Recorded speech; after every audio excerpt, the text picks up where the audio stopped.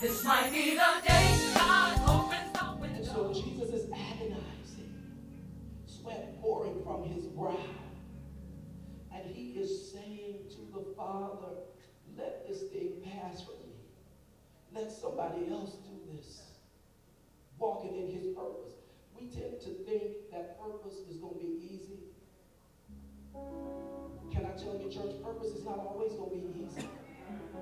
There's going to be some times you're going to have to stand in the face of the adversary and tell him, for God I live and for God I die. God has called me to this place. God has called me to this thing and has put this appointed time, and I shall not be moved. So Jesus is there and he's agonizing. He knows his purpose. He knows who he is and whose he is. I'm the Son of God. I can call 10,000 angels right now and get out of this situation, but because I want to embrace my purpose, I'm willing to stay right here. Because I want to become who God sent me here to become, I'm going to stay right here. Because I'm looking down through the generations and I see a people that will need me, a people that will need to know my love and know my power. I'm going to stay right here and walk in purpose. It's not so much for me, but it's for those that have to come behind me. It's not so much for me, but it's for the people that I have to reach down and pull out. And again, Christendom has taught us that this thing is about us, but it's not about you. It's about you being able to embrace God and embrace the Word of God and bring somebody else in. Touch your neighbor and say, it's not about you. So now, again, Jesus is agonizing in the garden. And he says, Father, let this cup pass from me. But the next phrase is the phrase that I want you to latch on to. And latch onto it and put it in your belly and meditate on it. He said, nevertheless. This is something that I got to go through. This is something that I got to suffer. But nevertheless, there might be some days when I have to cry about it. There might be some days when things don't look like I think they ought to look. But nevertheless, there might be some days when my body is racking with pain and it seems like my strength, I can't regain, God. But nevertheless, it might be some days when I feel like I'm losing it, God. But nevertheless. Anybody got a nevertheless down in your belly? I tell you to put your hands in the air and say, nevertheless, God. I don't care what it looks like. I don't care what it feels like. I don't care what the enemy says. I don't care what the enemy does. There is a nevertheless that's down in my belly. And nevertheless says that I'm willing to push. I'm willing to fight. I'm willing to do whatever I have to do to make sure that your divine will, to make sure that your divine purpose is fulfilled in my life.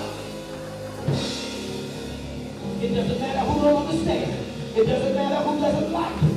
I know that I have a purpose down on the inside, and God is pushing me. And I'm almost at the place of my breakthrough. Isn't it interesting how just before you get the breakthrough, it seems like it gets the hardest.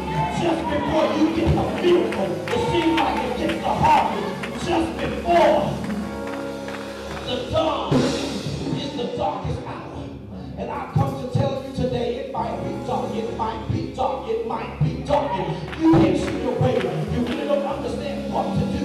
But I dare you to take the attitude that Jesus took here in the garden and said, nevertheless,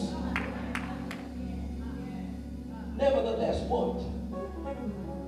Not my will, but your will be done. God, what I'm saying to you right now is, this thing does not feel good. I don't like it, God. It's hurting me, God. It's making me cry. But not my will, but your will be done. I completely surrender my will to your will.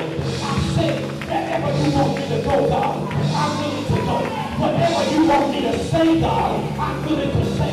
Whatever you want me to do, I am willing to do. Because I submit my will to your will. And so, in summation, what I'm really trying to say he ever called you to do was to be. And the only way that you can ever be what God has called you to be, then you must follow the example that Jesus left with us. God, not my will, but your will be done. Why is it that I should submit to your will? Because within the confines of your will, there is a plan for my life. He told Jeremiah, I knew you before you were formed in your mother's belly. Before your parents ever even came together, God knew you. Before anything was ever existing in the world, God knew you. And when he knew you, he strategically created you and put some things down on the inside of you. And when the earth realm had a need for you, God caused you to be conceived, and he allowed you to be birthed in the earthly realm. And when he allowed you to be birthed, God laid out the plan.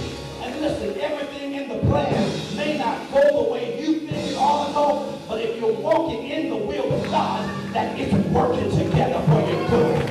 Even when you don't like it, even when it's hurting, even when you're crying, it's working for your good because you're walking in the will of God.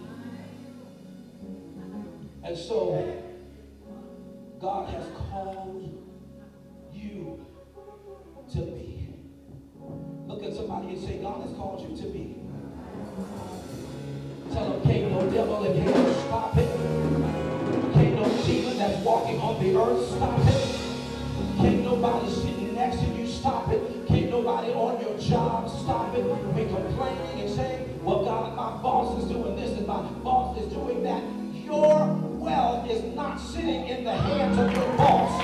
Your wealth is sitting in the hands of God. And God will allow them to hold up just so that he can protect you and make your character and make you what you should be. But at the appointed time, God will reach down, make them take their hands off your blessing, make them take their hands off of suppressing you, make the way clear and allow you to walk through and to walk in purpose simply because